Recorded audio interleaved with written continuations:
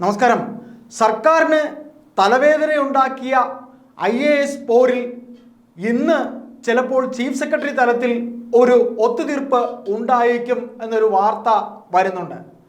അതിൽ ഗോപാലകൃഷ്ണൻ IASനെ സർക്കാർ തിരിച്ചെടുക്കാനുള്ള സാധ്യത, സർവീസിലേക്ക് തിരിച്ചെടുക്കാനുള്ള സാധ്യത ഉണ്ട് എന്നാണ്. അദ്ദേഹത്തിനെ ഉടൻ സർവീസിലേക്ക് തിരിച്ചെടുക്കും എന്നാണ് വാർത്തകൾ വരുന്നത്. അതായത് വാട്സപ്പ് വിവാദത്തിലൂടെയാണ് വാട്സപ്പ് ഗ്രൂപ്പ് ഉണ്ടാക്കി അത്തരത്തിൽ അദ്ദേഹം WhatsApp group Gopalakrishnan WhatsApp group ഉണ്ടാക്കിയിട്ട് അദ്ദേഹം കെ ഗോപാലകൃഷ്ണൻ IAS ഉദ്യോഗസ്ഥൻ അദ്ദേഹം വാട്സപ്പ് ഗ്രൂപ്പ് ഉണ്ടാക്കിയിട്ട് അത് താൻ ഉണ്ടാക്കിയില്ല, തനിക്കതിൽ പങ്കില്ല, താൻ അങ്ങനെ ഒരു ഗ്രൂപ്പ് ഉണ്ടാക്കിയിട്ടില്ല എന്ന കളവ് പറയുകയായിരുന്നു.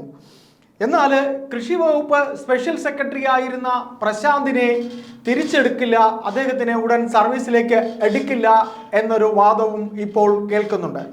അതായത് അതായത് ഇങ്ങനെയാണ്, മല്ലു ഹിന്ദു ഓഫീസേഴ്സ് ഗ്രൂപ്പും പിന്നീട് മുസ്ലിം ഗ്രൂപ്പും രൂപീകരിച്ച് സംബന്ധിച്ച അന്വേഷണമാണ് ഗോപാലകൃഷ്ണനെ സസ്പെൻഷനിൽ അവസാനിച്ചത്.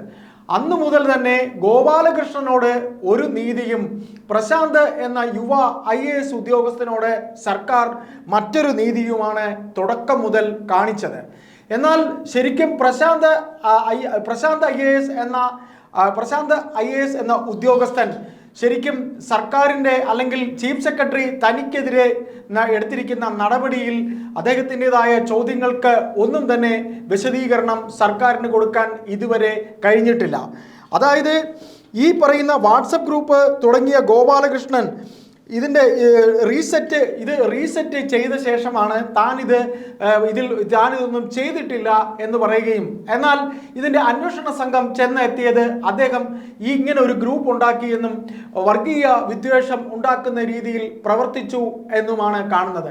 എന്നാൽ ശരിക്കും ഈ ഗോപാലകൃഷ്ണൻ ഇത്തരത്തിലൊരു വാട്സപ്പ് ഗ്രൂപ്പ് ഉണ്ടാക്കി അതൊരു IAS തലത്തിലൊരു ഉദ്യോഗസ്ഥൻ ചെയ്യാൻ പാടില്ല എന്ന കേസ് ഇരിക്കലും പ്രശാന്ത് IASും ജയതിലക് എന്ന മറ്റൊരു IAS ഉദ്യോഗസ്ഥനും തമ്മിൽ ഉണ്ടായ ആ ഒരു IAS പോരാണ് ശരിക്കും പ്രശാന്തിനെ ഇത്തരത്തിൽ നടപടി ഈ പറയുന്ന ചീഫ് സെക്രട്ടറി എടുത്തത്.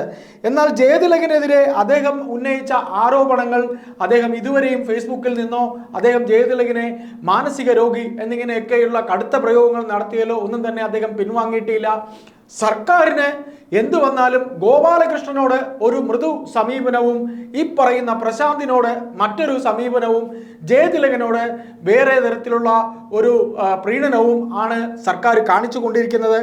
ഏതായാലും ഉന്നതി CEO ആയിരുന്ന താൻ ഫയൽ മുക്കി എന്ന ആരോപണത്തിന് പിന്നിൽ അഡീഷണൽ ചീഫ് സെക്രട്ടറി ജയതിലക് ആണെന്ന് ആരോപിച്ച് പ്രശാന്ത് സമൂഹ മാധ്യമങ്ങളിൽ നടത്തിയ രൂക്ഷ വിമർശനമാണ് പ്രശാന്തിനെതിരെ സസ്പെൻഷൻ